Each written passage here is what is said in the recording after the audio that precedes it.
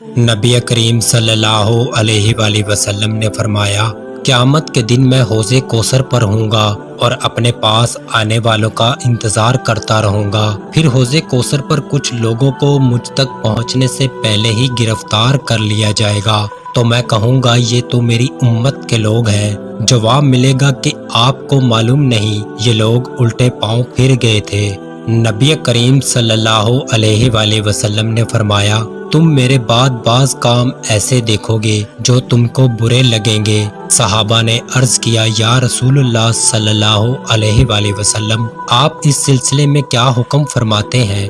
حضرت صلی اللہ علیہ وآلہ وسلم نے فرمایا، انہیں ان کا حق ادا کرو اور اپنا حق اللہ سے مانگو۔ نبی کریم صلی اللہ علیہ وآلہ وسلم نے فرمایا، جو شخص اپنے امیر میں کوئی ناپسندیدہ بات دیکھے تو صبر کرے۔ خلیفہ کی اطاعت سے اگر کوئی بالشت بھر بھی باہر نکلا تو اس کی موت جاہلیت کی موت ہوگی۔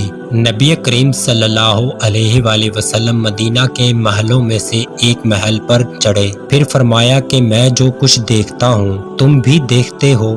لوگوں نے کہا کہ نہیں۔ حضرت صلی اللہ علیہ وآلہ وسلم نے فرمایا کہ میں فتنوں کو دیکھتا ہوں کہ وہ بارش کے قطروں کی طرح تمہارے گھروں میں داخل ہو رہے ہیں۔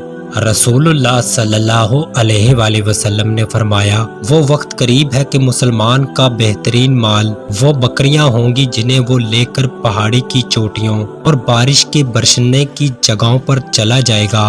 وہ فتنوں سے اپنے دین کی حفاظت کے لیے وہاں بھاگ کر آ جائے گا۔